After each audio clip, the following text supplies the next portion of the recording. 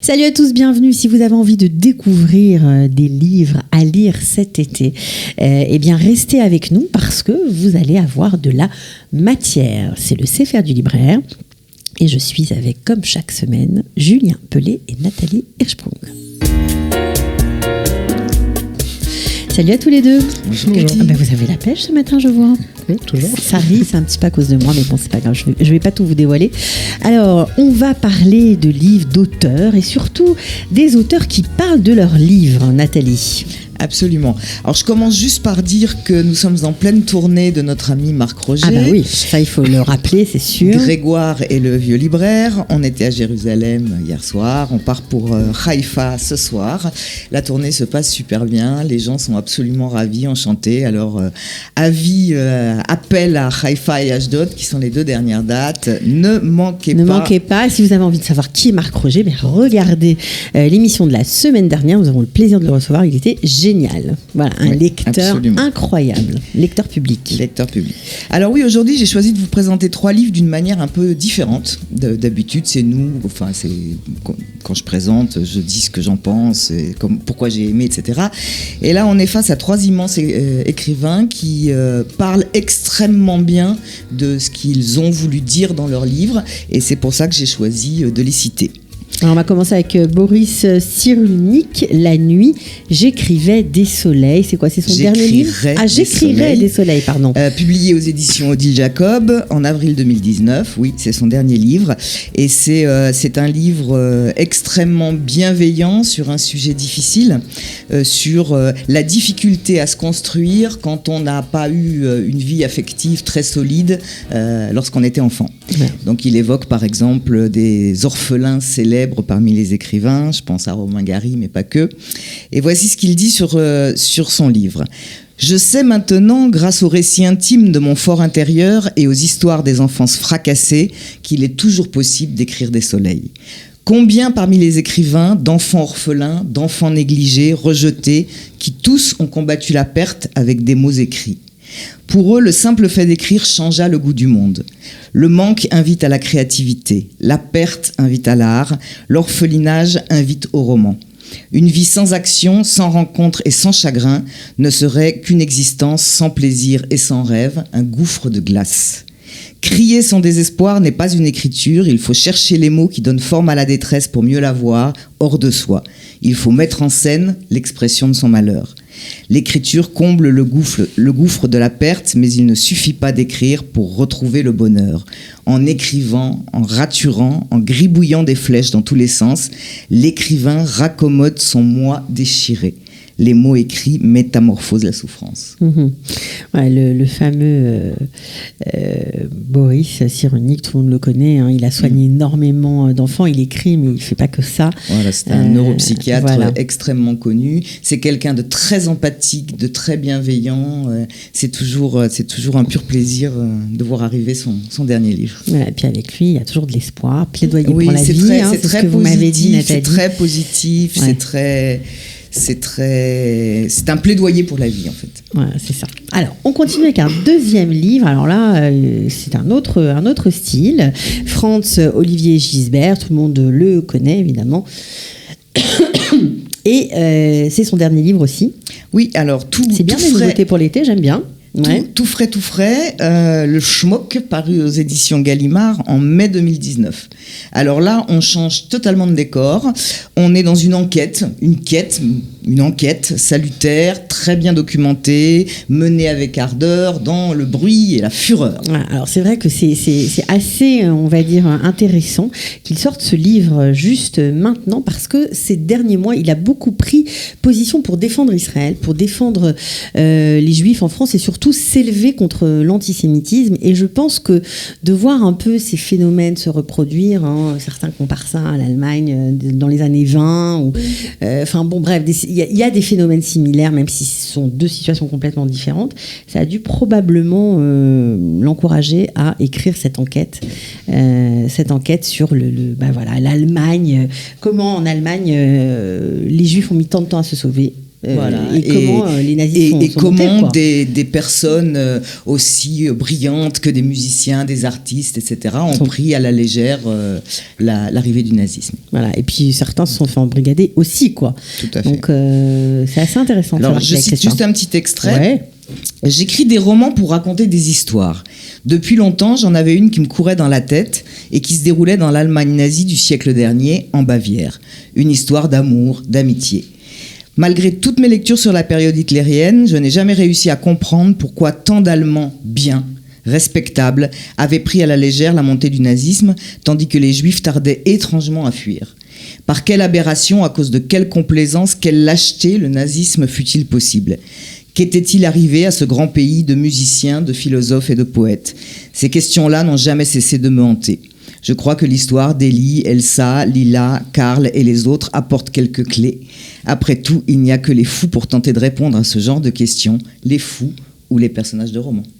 Ok, donc vraiment, je vous encourage à lire. Je pense que vous allez beaucoup apprécier. Alors, on va, puisqu'on parle des amoureux des livres aujourd'hui, on parle des auteurs un peu particuliers. Vous avez un coup de cœur pour Michel Lebris, qui, en plus, on va dire d'être auteur, il a initié un festival assez célèbre à Saint-Malo. Très très gros festival. C'est quoi le ce festival Étonnant Voyageur. C'est un gros festival littéraire. Qu'est-ce qu'on y trouve, des livres? Par exemple, on y trouve évidemment Marc Roger, parce que Étonnant Voyageur.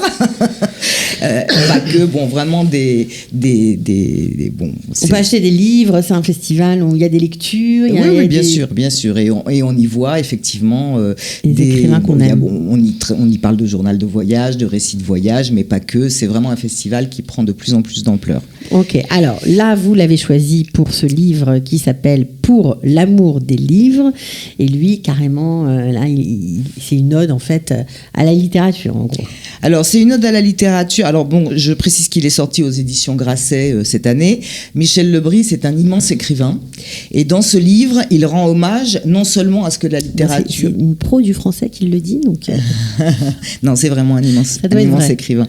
Il rend hommage non seulement à la littérature, à ce que la littérature lui a apporté dans sa vie, mais aussi aux passeurs de cette littérature. Donc, les libraires, entre autres, mais pas que, les auteurs, les amis, les écrivains, les bibliothécaires. C'est vraiment un ouvrage de gratitude. Il dit merci, quoi. Il dit merci, c'est ça. Il dit merci à ceux qui sont trouvés sur son chemin, qui lui ont fait découvrir les livres, tout simplement. Il dit merci à tous ces fantastiques auteurs qu'il a lus et qui l'ont construit. Ouais. J'ai peut-être choisi là une citation un petit peu longue. Un petit bout, allez. Un petit bout.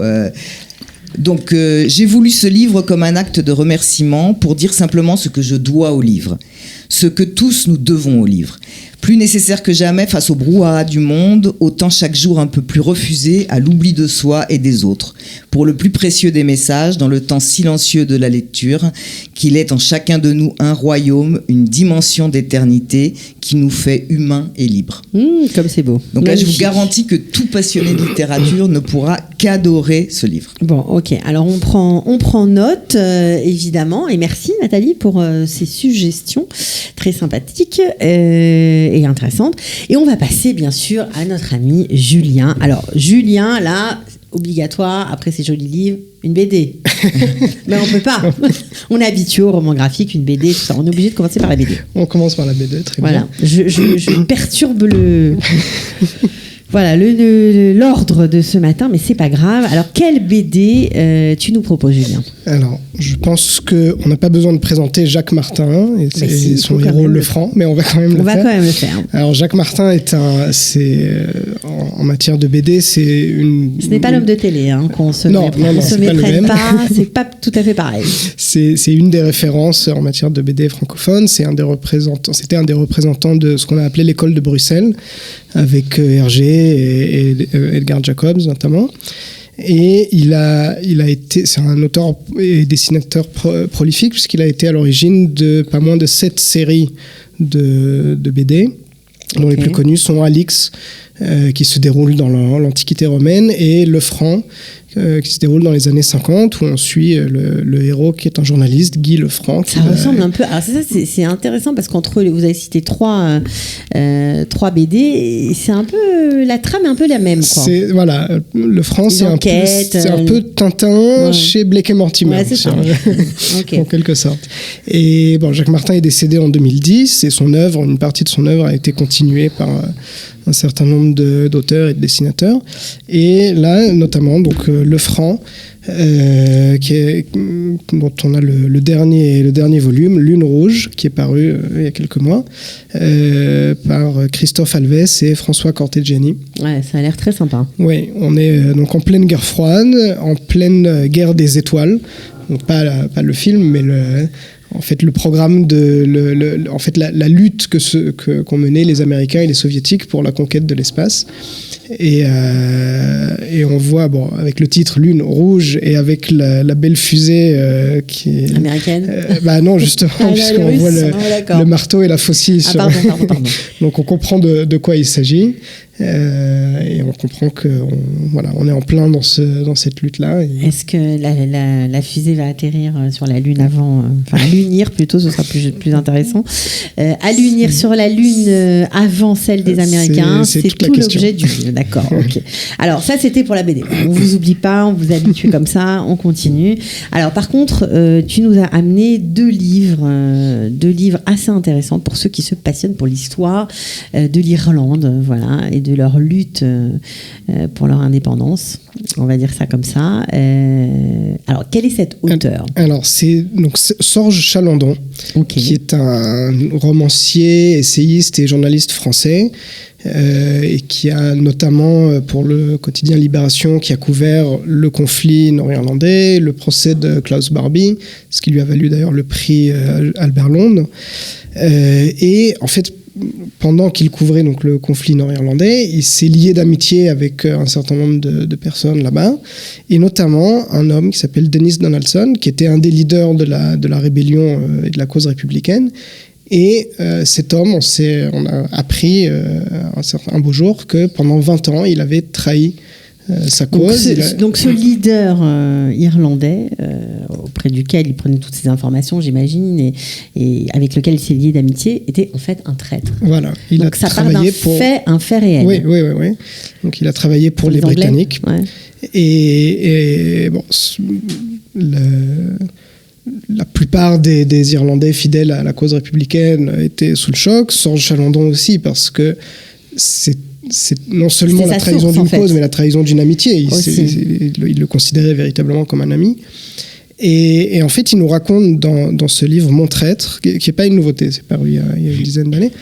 Mais Julien nous amène les livres qu'il aime bien. Nous, ça nous va parfaitement, parce que comme il en connaît plein, donc ça nous permet d'en découvrir pas mal.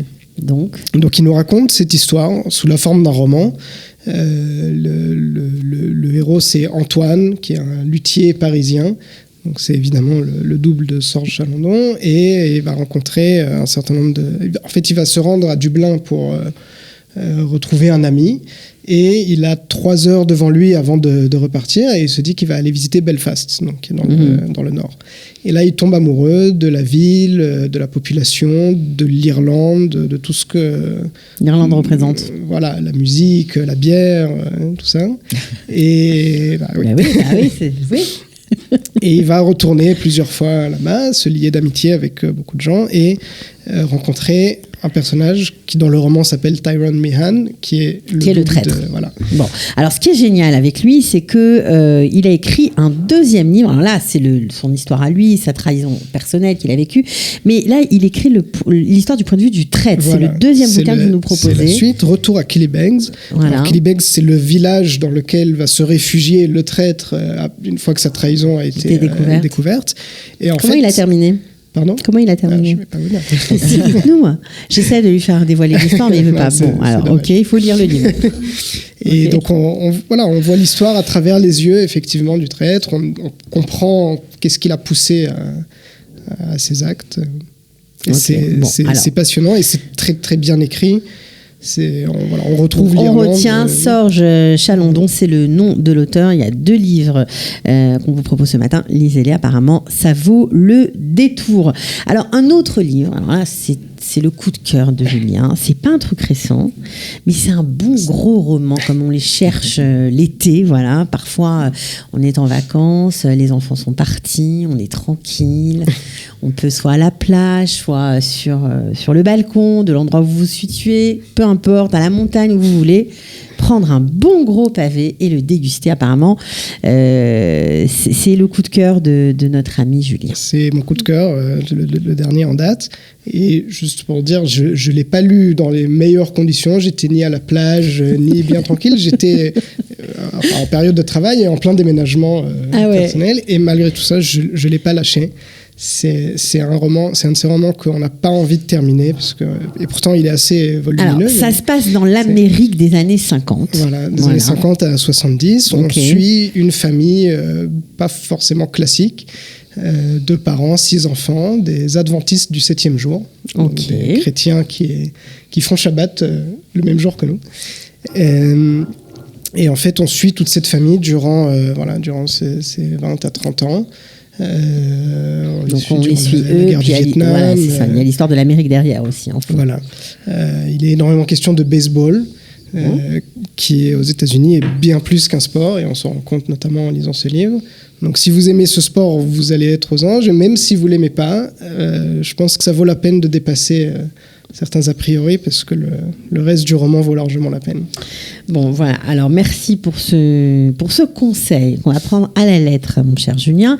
Et Nathalie, je me tourne vers vous parce que ça fait longtemps qu'on n'a pas eu de quiz dans l'émission. C'est vrai. Mais oui, c'est pas normal. Le quiz. Alors gagner un livre, non, c'est pour vous faire gagner des livres en fait. C'est pour faire gagner un livre, absolument. Donc là, il faudra peut-être réécouter l'émission de dimanche dernier, en partie celle d'aujourd'hui, celle de dimanche dernier. La première personne qui publiera sur la page Facebook de la librairie l'information suivante. Donc c'est librairie vice-versa. Quelles sont les 5 villes dans lesquelles s'est produit Marc Roger pendant cette tournée actuellement en Israël. Et donc la personne qui nous donnera le nom des 5 villes gagnera le merveilleux roman de Marc Roger, Grégoire et le vieux libraire. Exactement, c'est un très beau livre que j'ai eu le plaisir de lire. Vraiment, répondez, écoutez encore un petit peu l'émission, relisez, cherchez, vous allez trouver et gagner ce très joli livre. Merci à tous les deux d'être venus. Je vous souhaite une super semaine pleine de livres. On se retrouve la semaine prochaine. Merci. Ciao.